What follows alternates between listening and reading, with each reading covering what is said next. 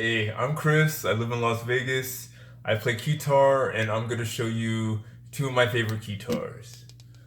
What I have here is my Korg's, um, the RK100, which is the original one from 1984, and I have the RK100S, which I believe was reproduced in 2014. Why S?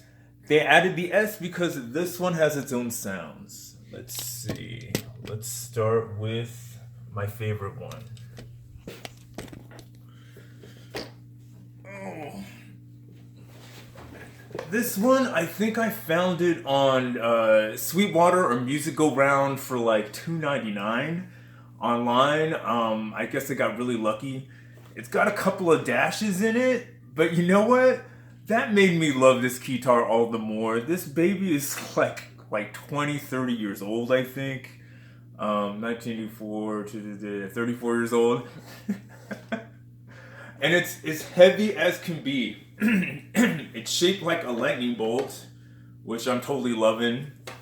That you're playing a lightning bolt when you're trying to pick a guitar. It's important that you fall in love with the entire aesthetic of it, the feel of it as well. By the way, this baby is heavy, man. If you're playing this for like more than like 30 minutes, it's gonna kill your neck. Now, what I love about this is because of the classic 80s feel, and it's a MIDI controller, you could plug it into almost any sound module or keyboard, and you're gonna get that sound. It's got classic pitch wheel, volume wheel, up and down programs. You can make a whole bunch of favorites that you like, whatever sound module you're working with.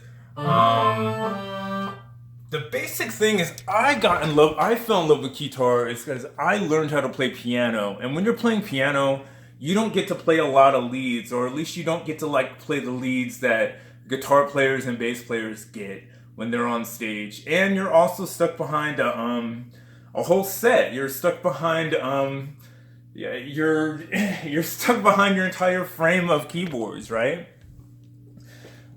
With the freedom of a guitar, you could run around on stage, play leads, and just have a lot of fun. Plus, from going into playing synthesizer, you get a whole bunch of different sounds. What I've done with my RK100 is I've hooked it up with a Korg Voca bass, and I'm using I'm using a MIDI solution through to connect it with this. What is that? It's a Yamaha FB1. Basically, I've hooked it up to a sound module and the Voca just to get that lead sound with the synthesizer. Hold on.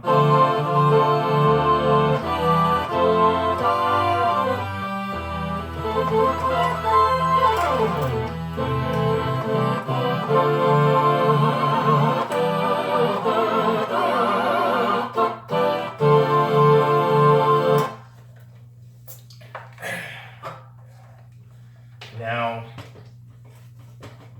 as for the S,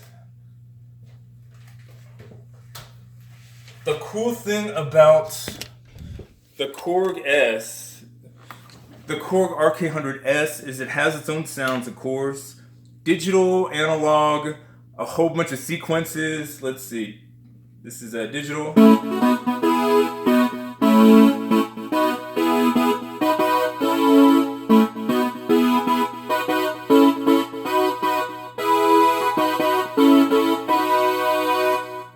Analog.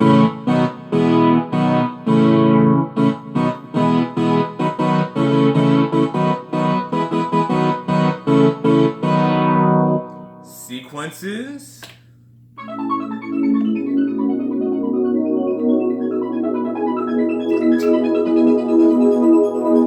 Totally cheesy 80s, okay?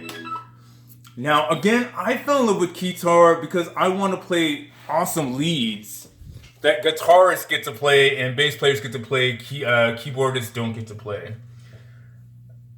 I love the sounds on this. I love the digital. I love the analog.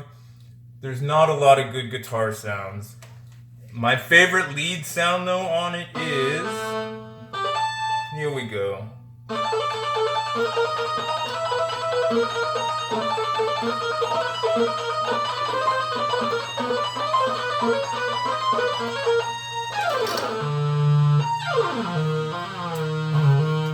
Not a lot of good lead sounds on it, but there are a couple. Slim keys, smaller keys than original keys. I'm not a big favorite of that. It took me a long time to get used to the muscle memory to learn how to run around slim keys. I'm guessing I won't like the Yamaha SH 100, the 101s, the first ones, because a lot of those mini keys, I'm not a big fan of mini keys. Probably because you learned on piano. I learned on grand piano, so mini keys feel so weird, man. I love the feel of this. I love the ribbons on this. The ribbons are cool. You could use the ribbons to change the pitch or the filter. There's sustain on it. That's awesome. But you know what kills me about this? Even though it's a full synthesizer, there's no MIDI in. You can't plug another synthesizer into this, which should be awesome if you could play another synthesizer side by side with it, another MIDI controller. You can't change the sounds in it alone. You have to go into a computer. You have to use USB and hook it into a computer in order to change sounds. Also, it does have a wood body. It is super lighter than the original. But here, check this out. This fell off of the button of the guitar strap and it fell on my bed and kind of chipped. It's wood, but basically it's got a plastic body over the wood, and underneath it's like a red keytar, and then it's layered in plastic, right? It's basically like an M&M, plastic candy coating on this keytar. And look, there's a little chip on the edge too. You can see there's a red keytar underneath, and all of this is plastic. All of this is plastic on top of a body. But yeah, these are my two favorite keytars. I love them. I hope everything's going awesome. Love from Las Vegas. I wish NAMM was in Vegas.